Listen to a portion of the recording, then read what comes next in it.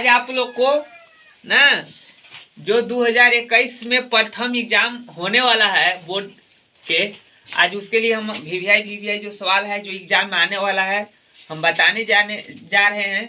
उससे पहले कुछ नियम क्या क्या है से सुन लीजिए। माहौल आप लोग के हम बनाना चाहते हैं कि एकदम एग्जाम की कैसे तैयारी करना है। देखिए, गणित के प्रथम सर्वाधिक परीक्षा 2021 से 2022 जो भी एग्जाम होने वाला है फर्स्ट में फाइनल एग्जाम 2 टर्म होगा। जो फर्स्ट टर्म है देखिए क्लास 10 है, विषय गणित, समय 1 घंटा 30 मिनट रहेगा। जब एग्जाम में बैठिएगा तो समय 1.5 घंटा रहेगा, मतलब 1 घंटा 30 मिनट। प्रत्येक जो प्रश्न है 1 अंक का होगा। टोटल कुल 40 प्रश्न होंगे। कुल प्रश्न की संख्या 40 होगा ना, कुल प्रश्न की संख्या 40 होगा और समय 1 घंटा 30 मिनट रहेगा।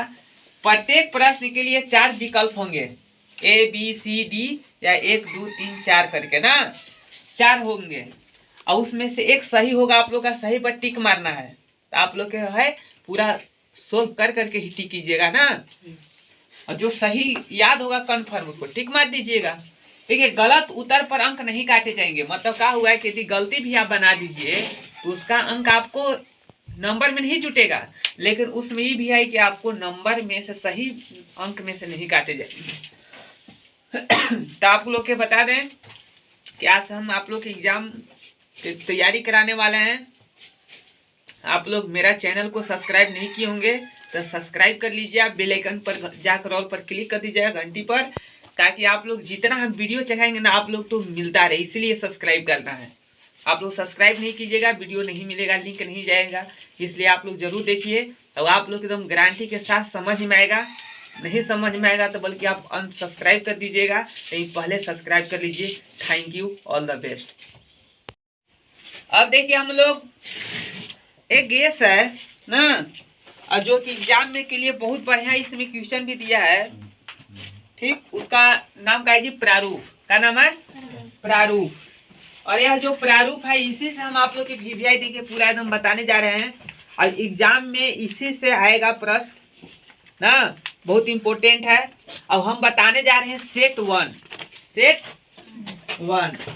1 में देखिए पहला सवाल है, 120 को अभाज्य गुणनखंडों के गुणनफल के रूप में लिखा जा सकता है। 120 को अभाज्य गुणनखंडों के गुणनफल के रूप में लिखा जा सकता है। देखिए 4 ऑप्शन है, हम लोग को जानना है कि कौन सही होगा कौन गलत।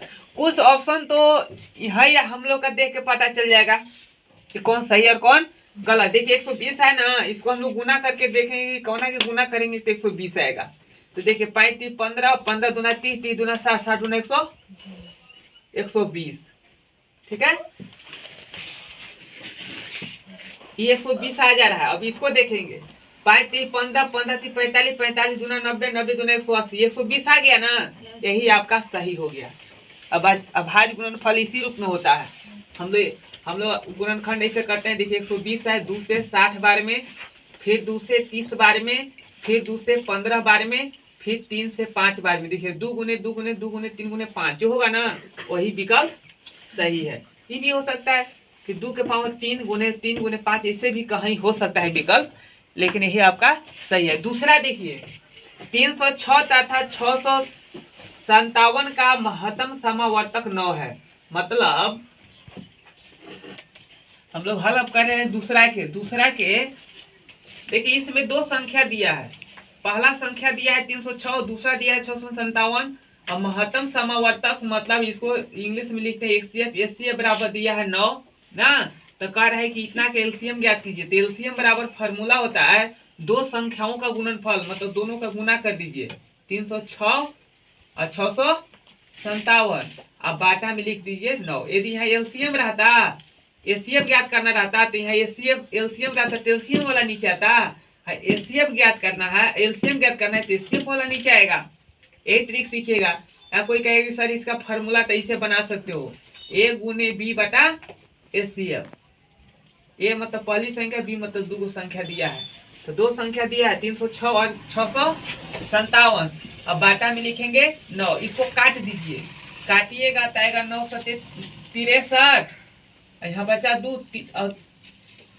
7 है, तो 9 दिया 27, 73 गुने 306 कीजिएगा तो आएगा 2 2 3 3 8। देखिए हमको आंसर याद है ना, तो आपको भी याद कर लेना होगा। देखिए 2 2 2 3 3 8 है इसमें विकल्प, 2 2 3 3 8 नहीं है, कहाँ है ये 2 2 3 3 दिन है, इनमें से कोई नहीं होगा ना। यदि यहाँ दूर आता ना तो हो जाता, दूर रहेगा तो हो जाएगा, बी विकल्प सही हो जाएगा, दूर रहेगा तो। समझ गए ना, और नहीं रहेगा तो कोई नहीं। 2 2 3 3 8 है तो मान के चलिए बी विकल्प सही है। तीसरा सवाल है 15 और 225 का एचसीएफ है। 15 और 225 का एचसीएफ देखिए 15 है और 15 और केवल 25 है, इसका एचसीएफ ज्ञात करने के लिए कर रहा है। तो सबसे पहले देखिए हम लोग मन में भी इसको ज्ञात कर सकते हैं। कैसे करेंगे कि देखेंगे कि 15 और 25 कौन चीज का पहाड़ा मारा है, 5 के, 5 आंसर हो जाएगा। लेकिन कोई बनाना चाहते हो तो बना के भी दिखा दे रहे हैं। 3 गुने 5 15, 25 है, 5 गुने 5, दोनों में देखेंगे कि क्या मिल रहा है, वही एचसीएफ होता है, दोनों में मिल रहा है 5। देखिए 5 आंसर, एचसीएफ यही हुआ। ठीक है, अब छठा है, चौथा, एक प्राकृतिक संख्या लिखिए। एक प्राकृतिक संख्या भाज्य गुणनफल उसके गुणनखंडों के क्रम को छोड़ते हुए होते हैं, उसको देखिए। अभाज्य गुणनखंड का परिभाषा होता है अभाज्य संख्या का, आप लोग को बताए भी हैं। वे संख्या जो है एक और अपने आप के अलावा कोई संख्या से नहीं कटता है। जब भी कटेगा कटेगा एक से या कटेगा अपने आप से ना। नहीं कहते हैं कि हम डरते हैं आप से, नहीं तो अपने बाप से और कोई से नहीं ना। तो वही देखिए कहा है, तो उसी तरह से देखिए जब भी कटेगा तो एक से या अपने आप से। तो कह रहे कि अपना अलावा कहाँ से कटेगा, एक से, कौन चीज से, एक से, अद्वितीय होगा। और जो लिखा है ना अद्वितीय, अद्वितीय मतलब दूसरा नहीं, अद्वितीय हो गया आंसर। मतलब ये विकल्प आपका सही है, याद कर लीजिएगा। द्विघात बहुपद होगा जिनके शून्यकों का योग √2 है और गुणनफल 1/3 है ना। यह जो आपका विकल्प है ये हमसे गलती लिखा गया है ना, यह विकल्प किताब में नहीं था, दूसरा विकल्प था। आप लोग हम बता रहे हैं क्या होगा, बना दे रहे हैं, आप लोग देख लीजिएगा। शून्यकों का योग, शून्यकों का योग का हम आप लोग के बताए थे, बोलते हैं alpha plus beta. Alpha plus beta दिया है √2 का, दिया है √2। और एक होता है शून्यकों का गुणनफल, मतलब अल्फा गुने बीटा 1/3। अब इसको हम लोग हल करेंगे तो कैसे हल करेंगे, इसको हल करेंगे, द्विघात बहुपद ज्ञात करना है। द्विघात बहुपद इतना बराबर फार्मूला होता है x² minus alpha plus beta into x plus alpha into beta बराबर 0। यही होता है द्विघात बहुपद का फार्मूला। तो लिख देंगे x² अब अल्फा प्लस बीटा का स्थान पर √2, x है तो x और प्लस अल्फा इंटू बीटा का स्थान पर 1/3 बराबर 0। देखो यहाँ कुछ नहीं है तो 1 है, यहाँ 1 है, 1 1 3 के जब लघुत्तम निकालेंगे तो 3 होगा। देखिए लिख देंगे 3। अब 1 तिहाई 3 तो 3 से गुना करोगे तो 3x² माइनस 1 तिहाई 3 तो 3 √2x अब प्लस 3 एकम 3 तो 1 एकम 1 बराबर 0। तिरछा तिरछी गुना करेंगे तो देखिए 1 से गुना करेंगे तो 3x² माइनस 3 √2x अब प्लस 1 से 1 में गुना करो 1, अब 3 गुने 0 करेंगे, क्या हो जाएगा 0। यही आपका आंसर होगा। जो विकल्प सही होगा यही समझिए कि आपका आंसर होगा। 3x² माइनस 3 √2x और प्लस 1 बराबर 0, यही आपका द्विघात बहुपद है। मान लो विकल्प है सी, तो सी ये सही होगा। ठीक है, चलिए आप लोग इसको एक बार कॉपी में नोट कीजिए और स्क्रीनशॉट आप ले लीजिए। सवाल देखेंगे 5 हम लोग बनाते जाएंगे, लिखते जाएंगे। देखिए ax² plus bx plus c के शून्यक ना अल्फा और बीटा हो तो अल्फा प्लस बीटा का मान होगा। देखिए जब शून्यकों का शून्यक होता है ना अल्फा प्लस बीटा, तो अल्फा प्लस बीटा बराबर फार्मूला होता है अल्फा प्लस बीटा बराबर ना, अल्फा प्लस बीटा बराबर होता है माइनस बी बटा ए। देखिए ही आपका विकल्प सही है। अल्फा प्लस बीटा मतलब संयोगों का योग बराबर क्या होता है,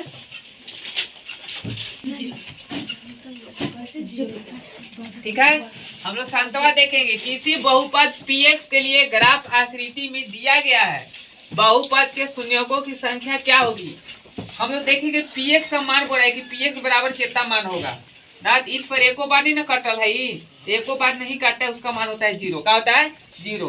और एक बार कटेगा तो एक, और देखिए दो बार कटा तो दो, और एक बार ऐसे रहता है केवल ऐसे, तब एक, तीन बार आता तो तीन ना। ये सब आप लोग को सिखा दिए, इसलिए समझिए कि एक बार भी नहीं काटा है तो उसका मान होगा जीरो। देखिए विकल्प सही है, ये जीरो होगा। हम लोग नेक्स्ट सीखेंगे। नेक्स्ट समीकरण युग्म a1x plus b1y plus c1 equal to zero तथा a2x plus b2y plus c2 बराबर जीरो में यदि a1 बटा a2 इक्वल टू b1 बटा b2 not equal to c1 बटा c2 है, तो समीकरण का हल होगा, द्वितीय हल होगा, अनेक हल होगा, कोई हल नहीं होगा, दो हल होगा, कोई हल नहीं होगा, कोई हल नहीं होगा। कौन कंडीशन में, जब इस रूप में रहेगा तो कोई हल नहीं होता है। अब यदि इस रूप में रहेगा तब, देखिए ऐसे रहेगा तब b1 बटा b2 ये अद्वितीय हल होता है। और तीनों बराबर रहेगा ना, a1 बटा a2 इक्वल टू b1 बटा b2 इक्वल टू c1 बटा c2, तो अनेक हल होता है। तो देखिए इस रूप में रहता है तो कोई हल नहीं होगा। a1 बटा a2 इक्वल टू b1 बटा b2 not equal to c1 बटा c2 रहे तो कोई हल नहीं होगा। समीकरण जो 2x माइनस 3y बराबर जीरो तथा 3x प्लस 4y प्लस 20 बराबर जीरो निरूपित सरल रेखाएं हैं। संपाती, प्रतिच्छेदी, समांतर, लंबवत कैसी है, तो हम लोग देखेंगे। पहले देखिए किस रूप में है ये, 2x माइनस 3y बराबर जीरो, इक्वेशन 1 है। फिर है 3x प्लस 4y प्लस 20 बराबर जीरो, इक्वेशन 2 है।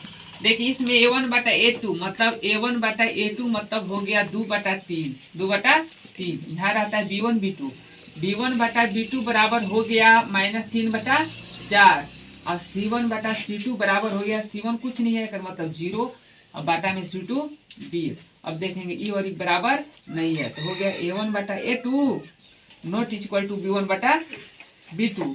इस रूप में रहता है तो रेखाएं होता है प्रतिच्छेदी।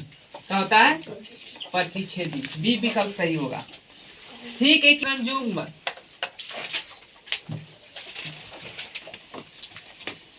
सी एक्स माइनस वाई बराबर 2 तथा सी एक्स माइनस 2y बराबर 4 होगा। क्या कर है, अनंत हल है। क्या है, अनंत हल। अनंत हल कब होता है, जब सब बराबर रहेगा तब। अनंत हल कब होगा, सब बराबर रहेगा तब। मतलब इस रूप में a1 बटा a2 इक्वल टू b1 बटा b2 इक्वल टू c1 बटा c2, तीनों बराबर रहेगा ना तो होता है। तो कह रहा है कि c के मान का होगा, तो देखिए a1 बटा a2 ना अनंत हल है, अनंत। c का a1 का स्थान क्या रखेंगे c, a2 का स्थान क्या रखेंगे, क्या रखेंगे, इतना पहले समीकरण लिख लो।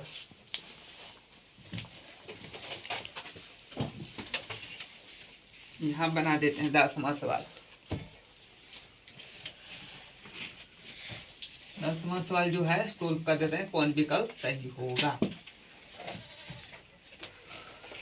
cx माइनस वाई बराबर में है 2, फिर है bx माइनस 2y बराबर 4, bx माइनस 2y बराबर 4। अब हम लोग देखेंगे a1 बराबर दिया है c, हाँ। अब ये 6 है कि b है, 6 है, ये देखिए 6 है। c1 b1 के स्थान पर हो गया माइनस वाई, और c2 बराबर, c1 बराबर हो गया 2 यहाँ चौका है कि कौन कंडीशन में, देखिए इसको काटेंगे यहीं से समझ में आ जाएगा। तीनों बराबर होना चाहिए, तीनों बराबर होने के लिए हम क्या रखेंगे, सी के मान कि बराबर होगा ना। तो देखिए यहाँ काटेंगे तो 2 एकम 2 और 2 दूना 4, 1/2 हो गया ना। देखिए ई माइनस माइनस कट जाएगा तो 1/2 हो जाएगा ना। तो यहाँ 6 है तो यहाँ क्या रखब 3 का स्थान पर 1/2 हो जाए। सी है ऊपरे और यहाँ 6 है तो हम 6 सी का स्थान पर 6 3 रखेंगे, क्या रखेंगे 3, तबे ना 3 एकम 3 3 दूना 6 होगा है। तो आंसर होगा 3, क्या होगा 3। कौन विकल्प सही है, 3 वाला ना। इसको हम लोग ऐसे भी समझ सकते हैं, देखिए तीनों जब बराबर है तो c/6 लिख दीजिए और बराबर में -1/-2 लिख दीजिए।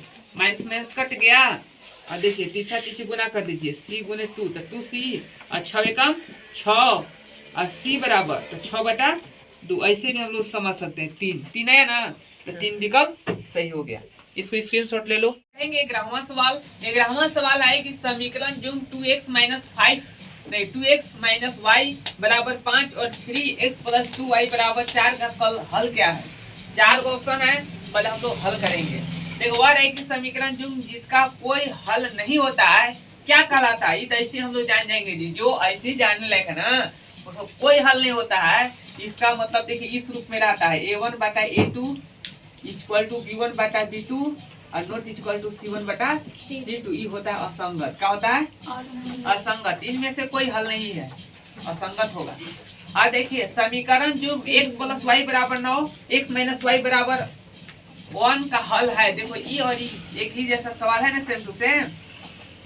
फिर निम्नलिखित में से कौन सा द्विघात समीकरण है या कौन द्विघात समीकरण है, ठीक है। निम्नलिखित में से कौन द्विघात समीकरण है, इसको हम लोग हल करेंगे। सबसे पहले इसको हल करते हैं। 2x माइनस, देखिए 11वां सवाल 2x - y बराबर 5 दिया है और 3x + 2y बराबर दिया है 4, ठीक। इसको देखिए आप लोग जानते हैं विलोपन विधि, प्रतिस्थापन विधि, प्रजनन विधि, जो विधि से मन करे आप उस विधि से हल कर सकते हैं ना। हम अभी विलोपन विधि से आप लोग हल करके दिखा रहे हैं। तो देखिए विलोपन विधि में कहा है कि एक को बराबर करना पड़ता है। क्या करना पड़ता है, बराबर। तो हम लोग इसमें इक्वेशन मानो 1 है, इक्वेशन हो गया 2। तो बराबर करेंगे तो यहाँ लिखेंगे 2 और यहाँ कुछ नहीं, इसका मतलब 1 छिपा है, यहाँ लिख दीजिए गुना 1। 2 से गुना मतलब तीनों में गुना, 2 गुने 2 करेंगे 4x, 2 गुने y करेंगे 2y बराबर 2 × 5 = 10।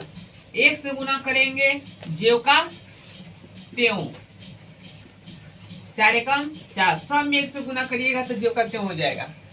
अब देखिए क्या है कि यहाँ पर ये अलग अलग चिन्ह है, तो समीकरण दोनों को जोड़ते हैं तो जोड़ में क्या होता है, ये कट जाएगा, प्लस माइनस है तो कट जाएगा। इसको बोलते हैं विलोपन विधि। जैसे ही एक डंडा में कटा समझ जाना को है विलोपन विधि। अब 4 और 3 7, 10 और 4 14। अब देखिए x बराबर 14/7, 7 दूना 14, 2 बार में कट गया। x बराबर आपका आ गया 2। अब हमको x का मान रखना है, या तो आप समीकरण 1 में रखिए या समीकरण 2 में रखिए। इसको 3 4 मानते हैं तो 3 4 में रखिए। हम रखते हैं समीकरण 2 में, लिख देंगे समीकरण 2 में x का मान रखने पर।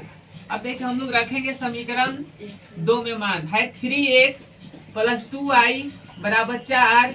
x का स्थान पर क्या रखना है बाबू 2, लिख दो 2 + 2y बराबर 4, 2y बराबर 4 और 3 दूना 6 प्लस क्या हो जाएगा माइनस 2y बराबर 6 में से 4 गया -2, y बराबर -2 और बटा में 2, 2 एकम 2, y बराबर कितना है गया -1। अब हम लोग देखेंगे कि x बराबर आया 2 और y बराबर आया -1, कौन विकल्प सही है।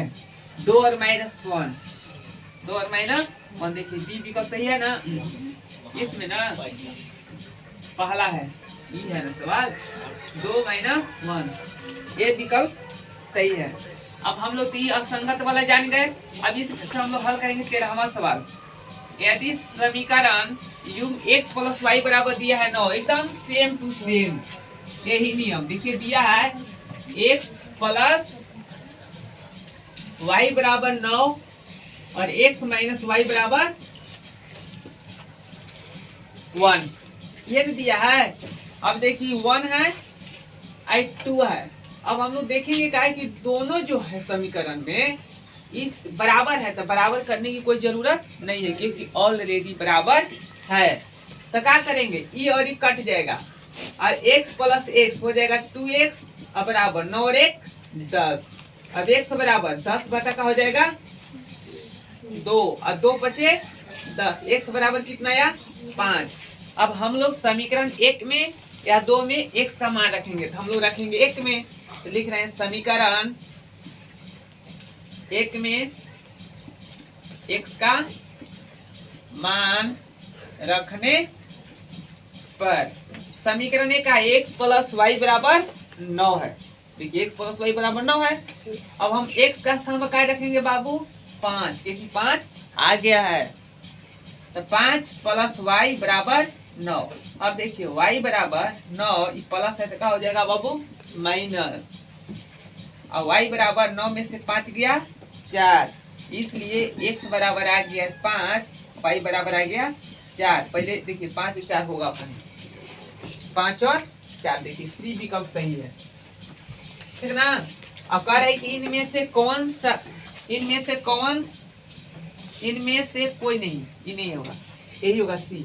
निम्नलिखित में से कौन सा द्विघात समीकरण है। देखिएगा पहला जो है यानी कि 14वां का पहला ए में दिया है x इंटू एक्स माइनस 3 बराबर एक्स स्क्वायर माइनस 7। देखिएगा हम लोग दिमाग से चेक कर लेंगे, इसको बनाना नहीं है। जब एग्जाम में आएगा ना तो दिमाग से पहचान लीजिएगा कि कौन होगा कौन नहीं हो सकता। देखिए ए में दिया है तो देखो x गुने एक्स करेंगे तो एक्स स्क्वायर हो जाएगा, यहाँ भी x square already x square cut जाएगा, ये नहीं हो सकता। ये जो है द्विघात बहुपद नहीं होगा क्योंकि दोनों कट जाएगा, ये तो हम लोग जान गए। बी में देखिए है x प्लस 1 का होल स्क्वायर और बराबर एक्स स्क्वायर माइनस 5x। इसको देखेंगे तो ए प्लस बी का होल स्क्वायर बराबर फार्मूला होता है ए स्क्वायर मतलब एक्स स्क्वायर कट गया, ये भी नहीं हो सकता है। तो हम लोग तीसरा देखेंगे, तीसरा इसमें क्या दिया है x प्लस 1 का होल स्क्वायर। देखो x प्लस 1 का होल स्क्वायर और बराबर में 2 इंटू एक्स माइनस 1। देखिए ये कोई स्टूडेंट लिखा है, बढ़िया से साफ नहीं लिखा है, इसे नहीं होगा तो समझिएगा ये 2 है ना, कहीं तो नया लेकिन लिखने वाला है लिखवा देते हैं। आप लोग देखिए हम यहाँ साफ साफ लिख दे रहे हैं तो बिना मन से लिखता है। देखिए 2 इंटू एक्स माइनस 3 आप ये देखेंगे हो सकता है कि नहीं। तो देखिए इधर एक्स स्क्वायर नहीं है और इधर फार्मूला में एक्स स्क्वायर हो जाएगा, तो स्क्वायर आ जा रहा है ना, तो ये द्विघात बहुपद द्विघात समीकरण होगा, इसलिए ही विकल्प सही है। तीसरा विकल्प ये देखिए दिमाग से हल करेंगे जी, देखिए सी विकल्प सही है। आप इसको स्क्रीनशॉट ले लीजिए। 15 सवाल देखेंगे।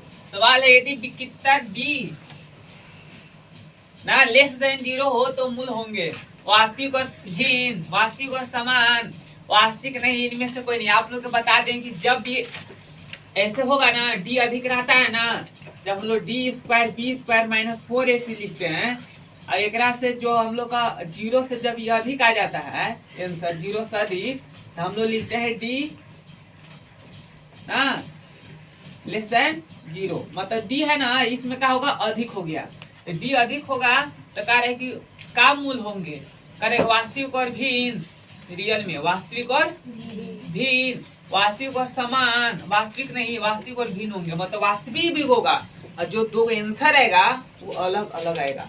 और यदि डी बराबर 0 रहे ना तब होगा वास्तविक और समान। यदि ई अधिक रहता है, इससे चिन्ह रहता है 0 अधिक हो जाएगा तब माइनस में आ जाएगा आंसर, तब कहेंगे कि वास्तविक नहीं होगा। ठीक, द्विघात समीकरण x square plus x minus 1 बराबर 0 का प्रकृति वास्तविक है तथा समान है। देखो हम लोग हल करेंगे इसको तो देखिए इतना ही में हम लोग हल कर लेंगे ना। एग्जाम जैसे होगा ना, जितना शॉर्ट कट में बना सकते हो उतना शॉर्ट कट में बनाने का प्रयास कीजिएगा, क्योंकि समय कम जितना लगेगा उतना ही ठीक रहेगा।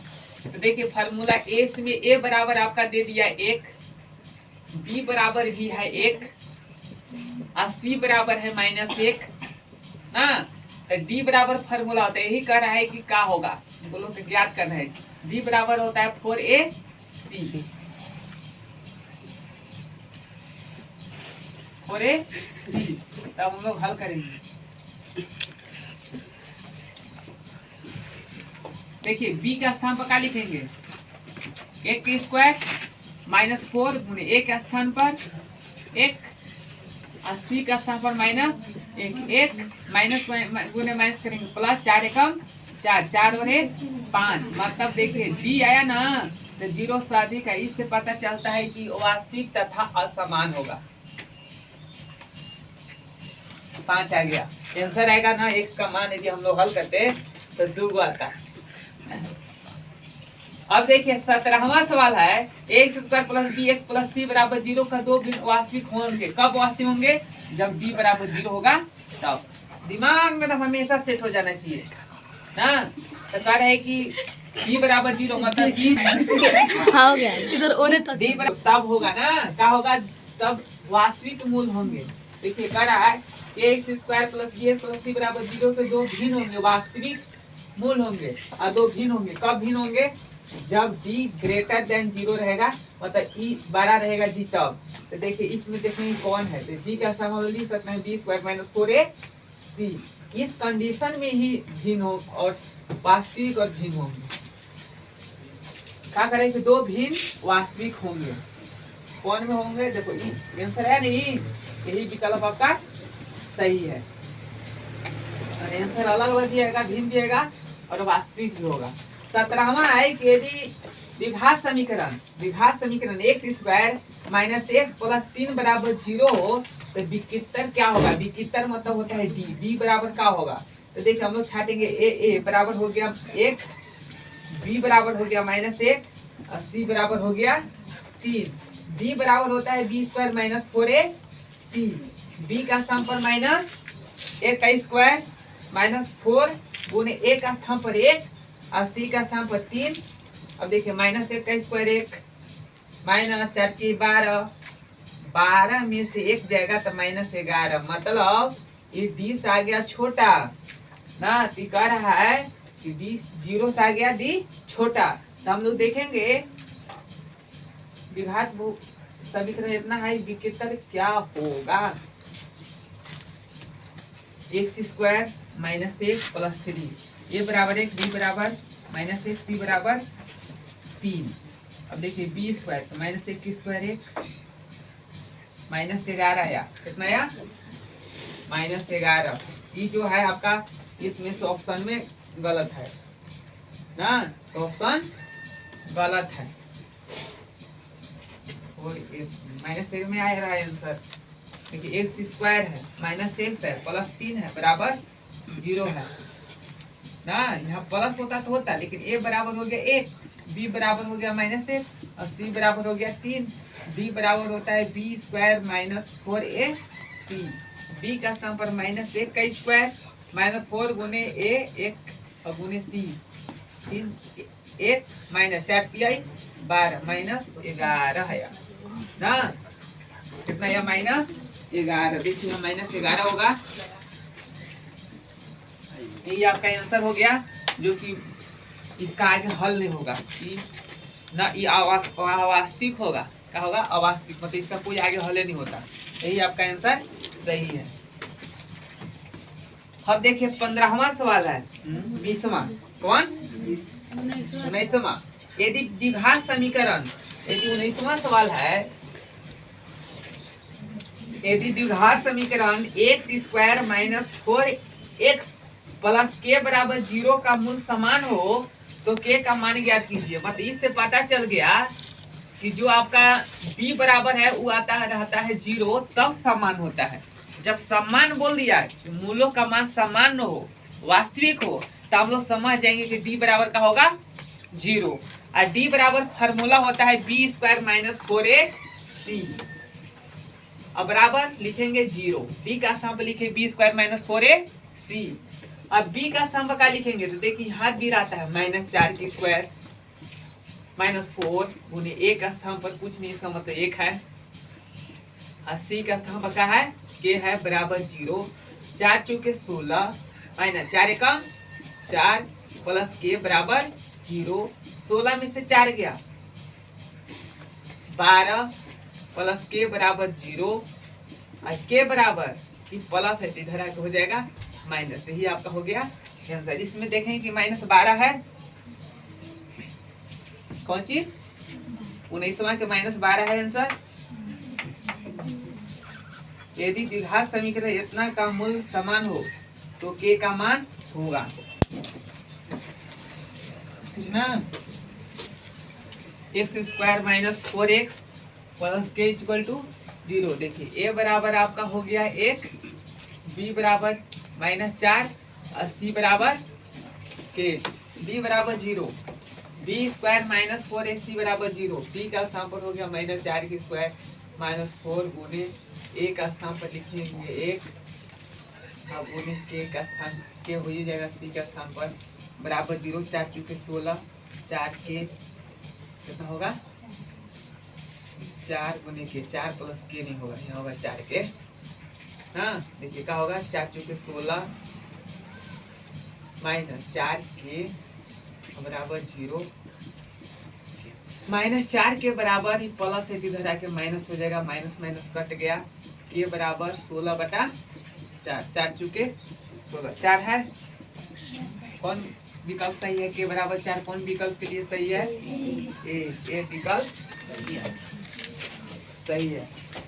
अब देखिए द्विघात समीकरण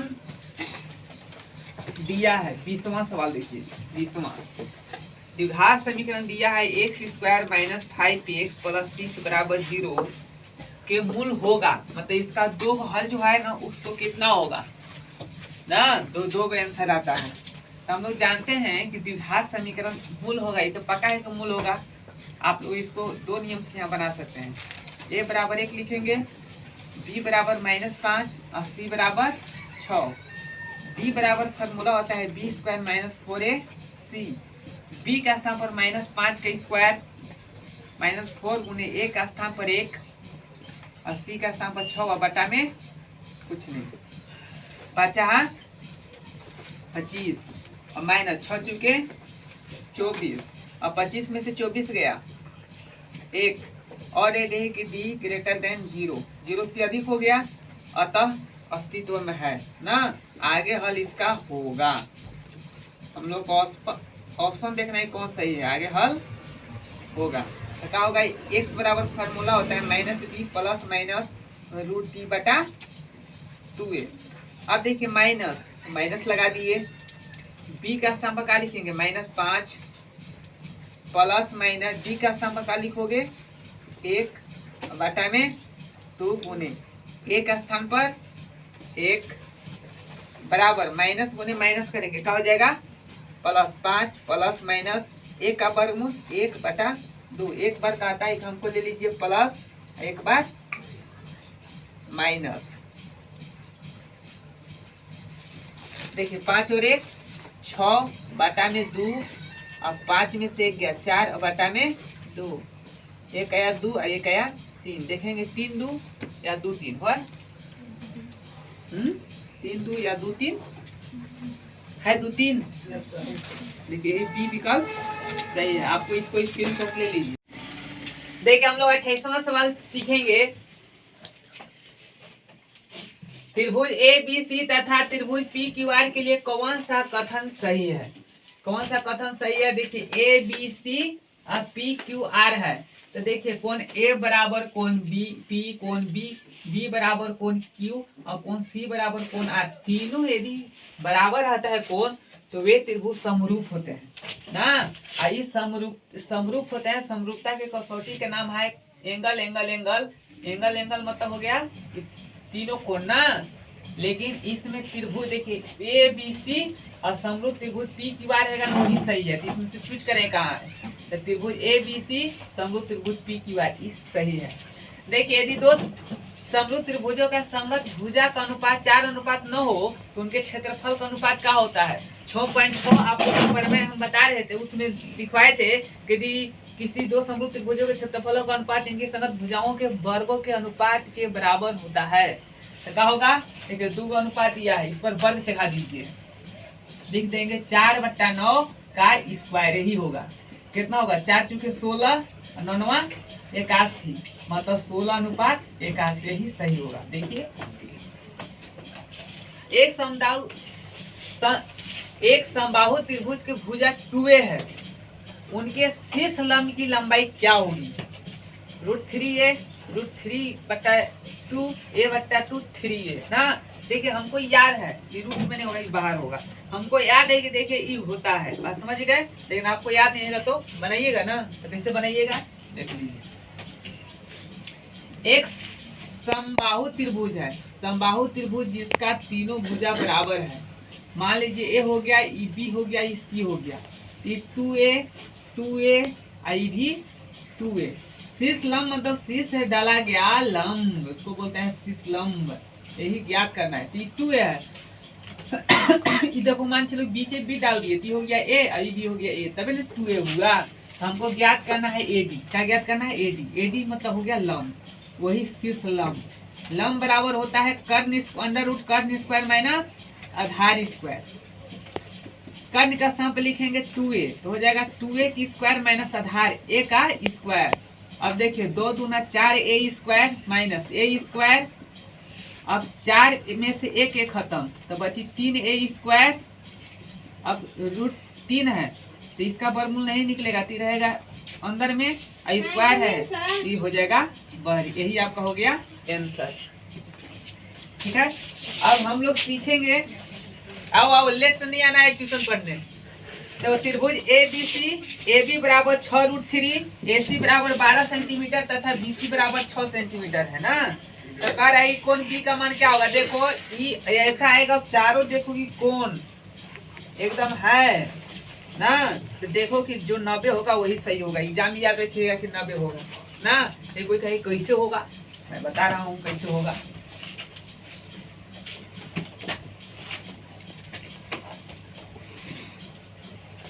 देखिए कैसे होगा। कह रहे त्रिभुज ABC है, मान चलो एक त्रिभुज है जिसका नाम है ABC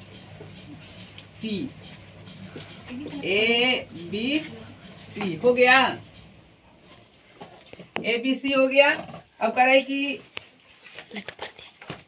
कोण B का मान AB बराबर 6√3, देखिए दिया है AB बराबर 6√3, AC बराबर दिया है 12, लिख दो 12, BC बराबर दिया है 6 ना। AB बराबर कितना दिया है 6√3। देखो इस सबसे बड़ी जो भुजा हो गया 12 हो गया, इसी पता चला है कि 12 अधिक है इन लोग दोनों से। तो हम लोग जानते हैं कि चेक करेंगे, देखिए फॉर्मूला होता है कर्ण स्क्वायर बराबर लंब स्क्वायर प्लस आधार स्क्वायर। यदि बराबर होगा तो समकोण त्रिभुज होगा, यह देखिए ई 90 डिग्री का हो जाएगा। तो देखते हैं AC स्क्वायर बराबर AB square plus BC square. और AC का स्थान पर हम लोग लिखेंगे 12 की स्क्वायर, AB का स्थान पर 6√3 का स्क्वायर और प्लस BC का स्थान पर 6 की स्क्वायर। अब देखिए 12 गुने 12 करेंगे 144 बराबर 6 छक 36 और गुने √3 की स्क्वायर 3 प्लस 6 छक 36 144 बराबर 36 गुने 3 करेंगे 3 छक 18 के 8 3 3 के 9 1 10 और प्लस 36 144 बराबर में 36 और 108 कितना हो जाएगा 144। देखिए बराबर आ गया ना, तो हम समझ जाए कि कोण 90 डिग्री का होगा। कोण B का मान कितना हो जाएगा 90 डिग्री। देखिए 90 डिग्री हो गया। एक वृत्त की कितनी स्पर्श रेखाएं हो सकती है, एक वृत्त की अनेक स्पर्श रेखाएं हो सकती है कि एक वृत्त में अनेक बिंदु होता है और प्रत्येक से बिंदु से एक स्पर्श रेखाएं खींची जा सकती है, इसका आंसर होगा अनेक। आप इसको स्क्रीनशॉट ले लीजिए। 33वां सवाल है, वृत्त के केंद्र से 13 सेंटीमीटर दूर, देखिए 33 सवाल, वृत्त के केंद्र से 13 सेंटीमीटर दूर स्थित किसी बिंदु से वृत्त पर खींची गई स्पर्श रेखाओं की लंबाई 12 सेंटीमीटर है तो वृत्त की त्रिज्या क्या होगी। तो ऐसे हम देख के बता दिए कि 7 सेंटीमीटर होगा, लेकिन आप लोग कैसे जानिएगा, याद कर लीजिएगा कि 13 और 12 रहेगा ना, इस सवाल में ऐसा रहेगा 13 और 12, तो इसका आंसर होगा 7 सेंटीमीटर। कितना हम लोग कैसे जानेंगे, देखिए एक वृत्त है, अब कह रहा है कि वृत्त के केंद्र से 13 सेंटीमीटर दूरी पर स्थित किसी बिंदु से, देखिए कोई बिंदु है और ये दूरी है 13 सेंटीमीटर, ये समझिए कि त्रिज्या है, और 13 सेंटीमीटर स्पर्श रेखा की लंबाई 12 सेंटीमीटर। देखिए ये स्पर्श रेखा होता है और लंबाई है 12 सेंटीमीटर, तो कह रहा है कि इसका त्रिज्या कितना होगा। त्रिज्या मतलब ओबी मतलब इसमें हो गया लंब, क्या हो गया लंब। लंब बराबर फार्मूला होता है कर्ण स्क्वायर माइनस आधार स्क्वायर ना, पहले रूट अंडर कर देंगे, अंडर रूट कर्ण स्क्वायर माइनस आधार स्क्वायर। देखिए कर्ण है 13, आधार है 12 की स्क्वायर, 13 गुने 13 करेंगे 169, 12 की स्क्वायर 144, और घटाएंगे तो हो जाएगा 169 में से 144 गया, 9 में से 4 गया 5, और 6 में से 4 गया 2, 5 सेंटीमीटर। 5 सेंटीमीटर है जी, है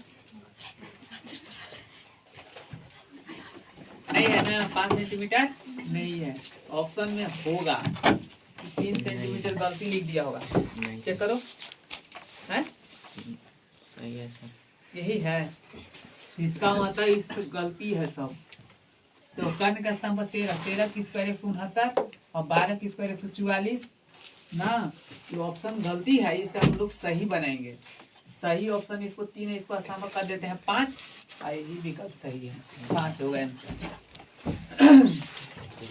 एक बिंदु Q से एक वृत्त पर स्पर्श रेखा की लंबाई 24 सेंटीमीटर है। देखिए अगला सवाल 34वां, कितना है, एक बिंदु Q से एक बिंदु है Q से एक वृत्त पर स्पर्श रेखा की लंबाई 24 है। देखिए स्पर्श रेखा हो गया और लंबाई हो गया 24 सेंटीमीटर। नाम दे दीजिए ए, इसको नाम दे सकते हैं पी या बी। लंबाई 24 सेंटीमीटर है तथा Q केंद्र से दूरी 25 सेंटीमीटर है, दूरी है 25 सेंटीमीटर। Q से बोला है ना जी, यहाँ लिखिए Q, यहाँ लिख देंगे P, अच्छा लगेगा PQ। ये है 25 सेंटीमीटर, कह रहा है कि त्रिज्या कितना होगा, यही देखिए त्रिज्या है ना, त्रिज्या है। अब जब त्रिज्या स्पर्श बिंदु पर आती है तो लंब बन जाता है, मतलब इसमें भी ज्ञात करना है लंब। लंब बराबर फार्मूला होता है अंडर रूट कर्ण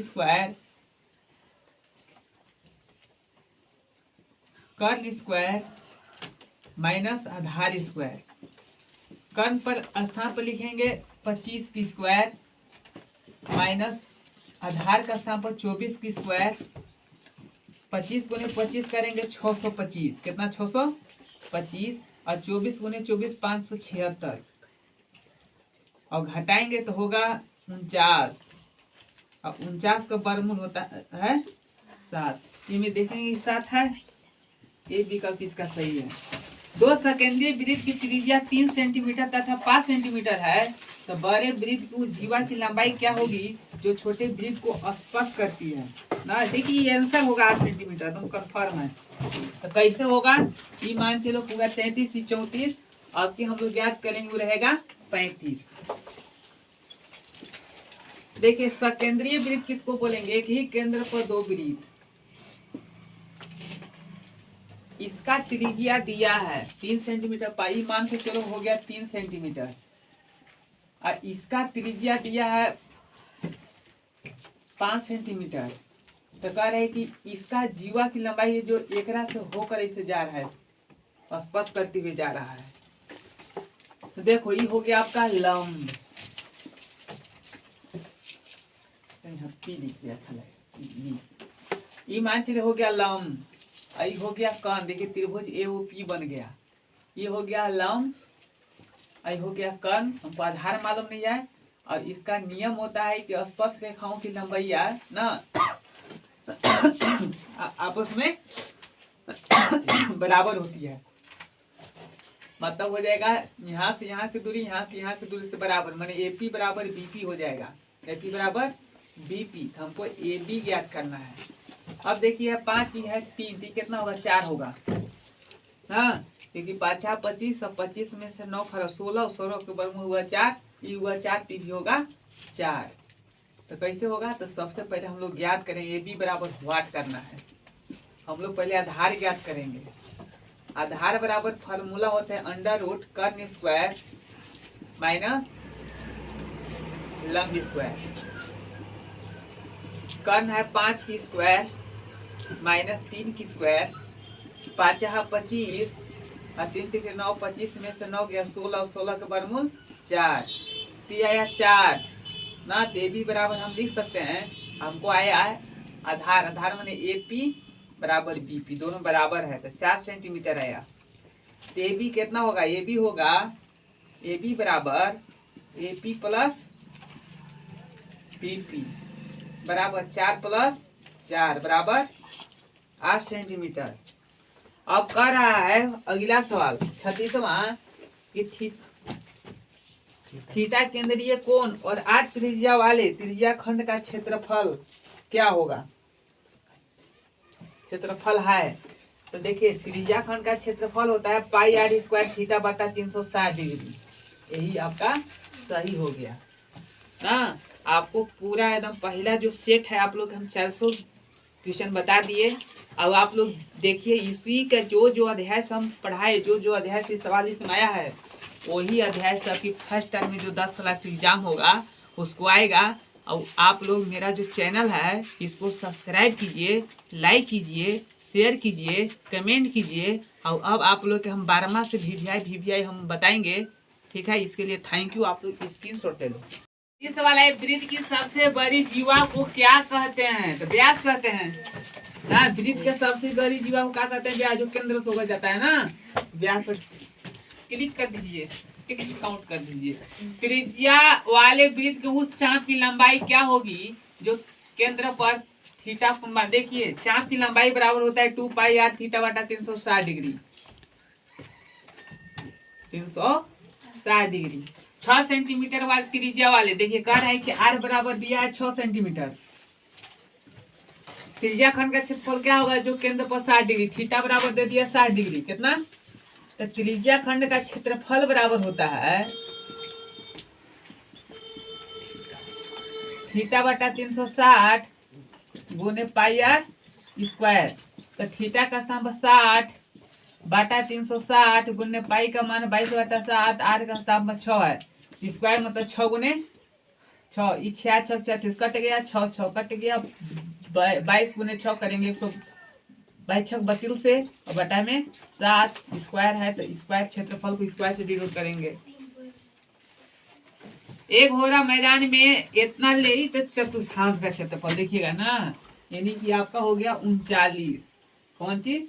39। 40वां जो सवाल है वो कह रहा है कि एक हॉर्स है और 7 मीटर लंबी रस्सी है, मैंने r बराबर दिया है 7 सेंटीमीटर।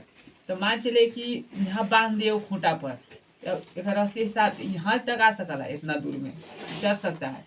एक मतलब हो गया चतुर्थांश, 4 हिस्सा में एक हिस्सा चलेगा, इसे चतुर्थांश का क्षेत्रफल होता है। देखिए चतुर्थांश का क्षेत्रफल, वृत्त के चतुर्थांश का क्षेत्रफल बराबर होता है 1/4 पाई r स्क्वायर। पाई का मान होता है 22 बटा 7, r का स्थान लिखेंगे 7 गुने 7, 7 7 काटा, और ये कट जाएगा 2 बार में, ये कट जाएगा 11 बार में ना।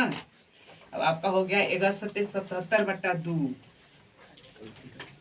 177 बटा 2।